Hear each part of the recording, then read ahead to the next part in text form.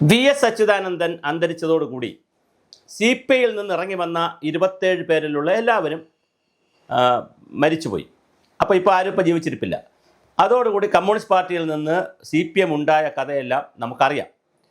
എന്തായാലും ഇപ്പോൾ വളരെ ഗൗരവതരമായ ഒരു വലിയ പ്രതിസന്ധിയിലേക്കാണ് CPI പോയിരിക്കുന്നത്. CPI മന്ത്രിമാർ രാജിവെക്കുമെന്നാണ് കേൾക്കുന്നത്. കാരണം മുന്നണിയിൽ ഇതിനെ തുടരുന്നതിൽ എന്തെങ്കിലും അഭിപ്രായമുണ്ടോ, ഒരു ആത്മാഭിമാനമുണ്ടോ എന്നൊരു സ്ഥലത്തിലേക്കാണ് കാര്യങ്ങൾ വളർന്നുകൊണ്ടിരിക്കുന്നത്. പല വിഷയങ്ങളിൽ ഇപ്പോൾ ശിവശങ്കറിൻ്റെ വിഷയത്തിലായാലും CPI ഒരു നിലപാടെടുത്തു. പക്ഷേ ആ നിലപാടിനൊന്നും ഒന്നും കിട്ടിയില്ല. പിന്നെ MR അജിത് കുമാറിൻ്റെ കാര്യത്തിലൊരു നിലപാടെടുത്തു CPI. പക്ഷേ ആ നിലപാടൊന്നും ആരും മൈൻഡ് ചെയ്തില്ല. MR അജിത് കുമാറിനുമായി ബന്ധപ്പെട്ട വിഷയങ്ങളൊക്കെ അത് വേറെ വഴിക്ക് പോയി, അത് അതിൻ്റേതായ ഒരു മെരിറ്റിൽ പോയി. പക്ഷേ അല്ലാതെ കൃത്യമായി CPI പറഞ്ഞ ലൈനിലൊന്നും ഒരു കാര്യവും വന്നില്ല. തൃശ്ശൂർ പൂരത്തെ സംബന്ധിച്ച്, പൂരം കലങ്ങിയതിനെ സംബന്ധിച്ച് വലിയ ബഹളമാണ് VS സുനിൽകുമാർ മുൻ മന്ത്രിയും CPIയുടെ ആളുകളൊക്കെ ബിനോയ് വിശ്വമൊക്കെ ഉണ്ടാക്കിയത്. പക്ഷേ ഒരു കാര്യമില്ല, അത് CPMൻ്റെ മുമ്പിൽ വീണ്ടും കീഴടങ്ങുന്നതായി കണ്ടത്. ഇപ്പോൾ അവസാനമായി PM ശ്രീ പദ്ധതിയിലും ഇന്നലെ ഒരു രസകരമായ കാര്യം, ഇന്നലെ രാവിലെ CPMൻ്റെ ജനറൽ സെക്രട്ടറി MA ബേബി പറഞ്ഞതേ ഉള്ളൂ, അത് പിന്നെ കേന്ദ്ര കമ്മിറ്റി വേണമെങ്കിൽ ചർച്ച ചെയ്യും, CPIയുടെ നിലപാട് തന്നെയാണ് ഞങ്ങളുടെ എന്നൊക്കെ പറയാതെ പറഞ്ഞു. പക്ഷേ അത് കഴിഞ്ഞ് CPI പറഞ്ഞു, ഇതാ ബിനോയ് വിശ്വത്തിനോട് പത്രക്കാർ ചോദിച്ചപ്പോൾ പറഞ്ഞു MA ബേബി ഇങ്ങനെ പറഞ്ഞിട്ടുണ്ടല്ലോ, അതുകൊണ്ട് ഞങ്ങളുടെ നിലപാട് തന്നെയാണ് CPM നിലപാടെന്നൊക്കെ പറഞ്ഞെങ്കിലും രാത്രി സന്ധ്യയോടുകൂടി ഇന്നലെ വിദ്യാഭ്യാസ സെക്രട്ടറി കരാറിൽ ഒപ്പുവെച്ചു. PM ശ്രീ കരാറിൽ ഒപ്പുവെച്ചതോടുകൂടി CPIക്ക് ഒരു പണി കിട്ടി, MA ബേബിക്കും പണി കിട്ടി. MA ബേബി എന്തിനാണിത് പറഞ്ഞത് എന്നത് മൈൻഡ് ചെയ്തില്ല. മുഖ്യമന്ത്രിയും വിദ്യാഭ്യാസ മന്ത്രിയൊന്നും MA ബേബി പറഞ്ഞത് മൈൻഡ് ചെയ്തില്ല. പാർട്ടിയുടെ ജനറൽ സെക്രട്ടറി പറഞ്ഞത് മൈൻഡ് ചെയ്തില്ല. ഇന്ന് LDF-ൽ ചർച്ച ചെയ്യുമെന്ന് പറഞ്ഞു. LDF-ൽ ഇത് ചർച്ച ചെയ്യുമില്ല. അപ്പോൾ LDF-ൽ ചർച്ച ചെയ്യുമ്പോൾ അഭിപ്രായം പറയാനിരുന്ന CPIയെ സംബന്ധിച്ചിടത്തോളം ഇന്ന് മുന്നണിയിൽ നിന്ന് വിടുന്നതിനെക്കുറിച്ച്, അല്ലെങ്കിൽ പുറത്തു നിന്നുള്ള ഇപ്പോൾ കേൾക്കുന്ന അനുസരിച്ച് മന്ത്രിമാർ രാജിവെച്ച് പുറത്തുനിന്ന് CPMനെ സപ്പോർട്ട് ചെയ്യും, ഇടതുപക്ഷ മുന്നണി സപ്പോർട്ട് ചെയ്യും. മുന്നണി ബന്ധങ്ങളിൽ വലിയ വിള്ളലുണ്ടാക്കാൻ ഉദ്ദേശിക്കുന്നില്ല. എന്നാലും പ്രതീകാത്മകമായി രാജിവെക്കും എന്നുള്ള ഒരു വിവരമാണ് കിട്ടിക്കൊണ്ടിരിക്കുന്നത്. പക്ഷേ എത്ര കണ്ട് ശരിയാണെന്ന് നമുക്കല്ല. കാരണം അവരുടെ സംസ്ഥാന സെക്രട്ടേറിയറ്റ് കൂടിക്കൊണ്ടിരിക്കുന്നതേ ഉള്ളൂ. അപ്പോൾ ഇന്ന് കൂടത്തേ ഉള്ളൂ. അപ്പോൾ അത് കൂടിയിട്ട് എന്താ തീരുമാനമെടുക്കുക, അതോ വീണ്ടും ഞങ്ങൾ സമരം തുടരും, ബഹുജനങ്ങളെ അണിനിരത്തും എന്നൊക്കെ പറഞ്ഞ് IYF-നെയും ISF-നെയൊക്കെ രംഗത്തിറക്കി സമരം തുടരും, ഞങ്ങളുടെ പ്രതിഷേധം തുടരും എന്നൊക്കെ പറഞ്ഞ് മന്ത്രിസഭയിൽ തുടരുമോ, അതോ മന്ത്രിസഭയിൽ നിന്ന് 4 മന്ത്രിമാർ രാജിവെക്കുമോ, അതോ ഇടതുപക്ഷ ജനാധിപത്യ മുന്നണിയിൽ നിന്ന് CPI പിന്മാറുമോ? വളരെ വലിയ ഗുരുതരമായ രാഷ്ട്രീയ പ്രതിസന്ധിയാണ് നടക്കുക. കാരണം നാഷണൽ ലെവലിൽ CPI നിൽക്കുന്നത് ഇന്ത്യ മുന്നണിയിലാണ്. സ്വാഭാവികമായിട്ട് കോൺഗ്രസിനോട് ചേരുന്നതിൽ വലിയ ബുദ്ധിമുട്ടില്ല എന്ന് അവരുടെ പാർട്ടി കോൺഗ്രസ്, CPIയുടെ പാർട്ടി കോൺഗ്രസ് തീരുമാനിക്കുകയും ചെയ്തു. അങ്ങനെ കോൺഗ്രസുമായി നല്ലൊരു അലയൻസ് വയ്ക്കുന്നതിൽ തെറ്റില്ല. മാത്രമല്ല പഴയ ഒരു ബന്ധമുണ്ട്. അച്യുതമേനോനും K കരുണാകരനും തമ്മിലുള്ള അന്നത്തെ അടിയന്തരാവസ്ഥ കാലത്ത് CPIയും കോൺഗ്രസും ഒന്നിച്ച് ഭരിച്ചതിൻ്റെ ഒരു ബാക്കി പത്രവും ഇവിടെ ഉണ്ട്. അപ്പോൾ അച്യുതമേനോൻ മുഖ്യമന്ത്രിയും കരുണാകരൻ ആഭ്യന്തരമന്ത്രിയൊക്കെ ആയിരുന്നിട്ട് രാജൻ കേസൊക്കെ വന്ന കാലമാണ്. അടിയന്തരാവസ്ഥ സമയത്ത് വളരെ ഗൗരവമായി അച്യുതമേനോൻ ഭരിച്ചിരുന്നു. CPIയുടെ അച്യുതമേനോൻ ഇവിടെ ഭരിച്ചിരുന്നു. അപ്പോൾ അതൊക്കെ പിന്നെ PKB ഉണ്ടായിരുന്നു. അതെല്ലാം രാജിവെച്ചാണ് അവർ മുന്നണി സംവിധാനത്തിലേക്ക് വന്നത്. പക്ഷേ എന്തായാലും മുന്നണി സംവിധാനത്തിൽ വന്നതിന് ശേഷം വലിയേട്ടൻ തന്നെ എല്ലാം തീരുമാനിക്കും. കൊച്ചനിയന് ഒന്നും കൊടുക്കുന്നില്ല. വലിയേട്ടൻ ചിക്കൻ കഴിക്കുമ്പോൾ കൊച്ചനിയന് ബ്രെഡ് പോലും കൊടുക്കുന്നില്ല, ഒരു ചിക്കൻ്റെ കാല് പോലും കൊടുക്കുന്നില്ല.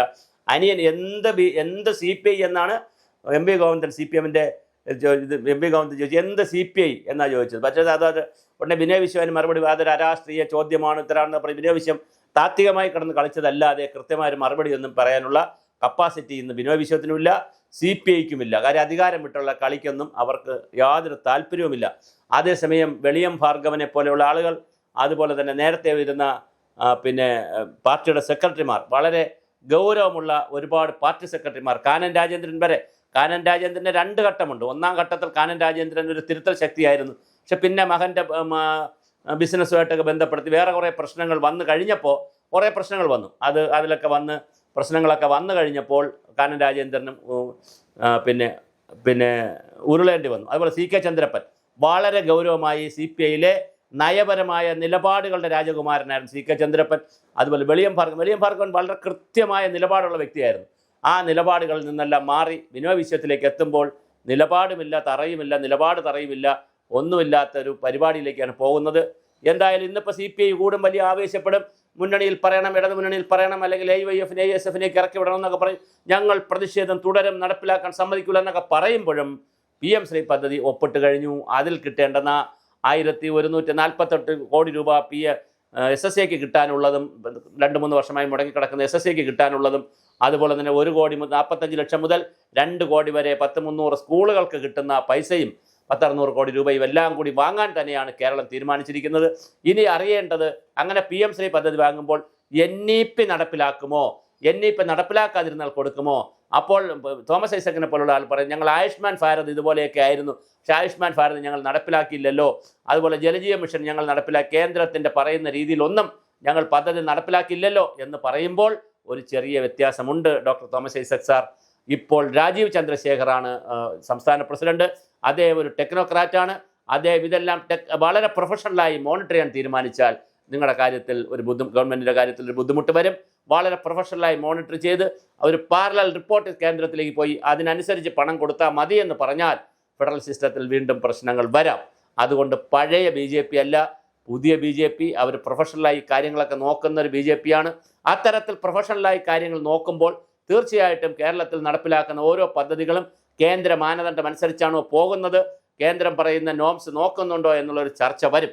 അങ്ങനെ ചർച്ച വരുമ്പോൾ സ്വാഭാവികമായിട്ട് കേന്ദ്രത്തിന് പാരലൽ റിപ്പോർട്ടുകളൊക്കെ കൊടുത്തു കഴിഞ്ഞാൽ തീർച്ചയായിട്ടും കേന്ദ്രത്തിൽ നിന്ന് വലിയ അന്വേഷണം വരാനും തുടർ ഫണ്ട് കിട്ടാതിരിക്കാനുള്ള സാധ്യതകളൊക്കെ ഉണ്ട്. എന്തായാലും ന്യായീകരിച്ച് ആദ്യം CPM പറഞ്ഞു ഞങ്ങൾ PM ശ്രീ പദ്ധതിയിൽ ഉൾപ്പെടില്ല. 2022 തുടങ്ങിയതാണ്, ഏകദേശം 2027 ആകുമ്പോൾ പദ്ധതി തീരേണ്ടതാണ്. 3 വർഷം കളഞ്ഞു കുളിച്ചു. അങ്ങനെയാണെങ്കിൽ 3 വർഷത്തിന് മുമ്പേ ആയിരുന്നെങ്കിൽ ഈ ഒരു പ്രതിസന്ധി ഇല്ലായിരുന്നല്ലോ. എന്തിനാണ് 3 വർഷം കളഞ്ഞു കുളിച്ചത്? നേരെ 3 വർഷത്തിന് മുമ്പ് ഇതിൽ ചേർന്നിരുന്നെങ്കിൽ SSAയ്ക്കും ഫണ്ട് കിട്ടുമായിരുന്നു, പാവപ്പെട്ട പിള്ളേർക്കും അതിൽ അധ്യാപകർക്കൊക്കെ ശമ്പളവും കിട്ടുമായിരുന്നു, ഈ നയപരമായ പ്രശ്നമില്ലായിരുന്നു. പക്ഷേ ഇതിപ്പോൾ ദേവേന്ദ്ര പ്രധാനമായിട്ടും വിദ്യാഭ്യാസ മന്ത്രിയായിട്ടൊക്കെ ചർച്ച നടന്നു. പ്രധാനമന്ത്രിയെ പോയി പിണറായി വിജയൻ മുഖ്യമന്ത്രി കണ്ടു. അങ്ങനെ ഒരുപാട് ചർച്ചകളുടെയൊക്കെ അടിസ്ഥാനത്തിലാണ് ഇപ്പോൾ PM ശ്രീ നടപ്പിലാക്കാൻ തരുന്നത്. പക്ഷേ ഈ പ്രശ്നം എന്താണെന്ന് വെച്ചാൽ 3 വർഷം കഴിഞ്ഞുപോയി എന്നുള്ളതും വളരെ പ്രധാനപ്പെട്ട ഒരു കാര്യമാണ്. 3 വർഷം ഡിലേ ചെയ്തു. നേരത്തെ നടത്താമായിരുന്നു, അങ്ങനെ ആയിരുന്നെങ്കിൽ എടുക്കണമായിരുന്നെങ്കിൽ നേരത്തെ നടത്താമായിരുന്നു. പക്ഷേ എടുക്കണ്ട എന്ന് പറഞ്ഞിരുന്നു. ഇതിനിടയിൽ ശാസ്ത്ര സാഹിത്യ പരിഷത്തിൻ്റെ സംസ്ഥാന പ്രസിഡന്റ് വലിയ പ്രസ്താവന ഇറക്കി, ഇത് ചെയ്യാൻ പാടില്ല, ഇത് ആഗോള അജണ്ടയാണ്, അതുപോലെ RSSൻ്റെ അജണ്ടയാണ്, സംഘപരിവാർ അജണ്ടയാണ്, സിലബസ് പരിഷ്കരിക്കുന്നു, PM ശ്രീ പദ്ധതി നടപ്പിലാക്കരുത്, അതിൽ ഒപ്പിടരുത് എന്ന് ശാസ്ത്ര സാഹിത്യ പരിഷത്തും പറഞ്ഞു.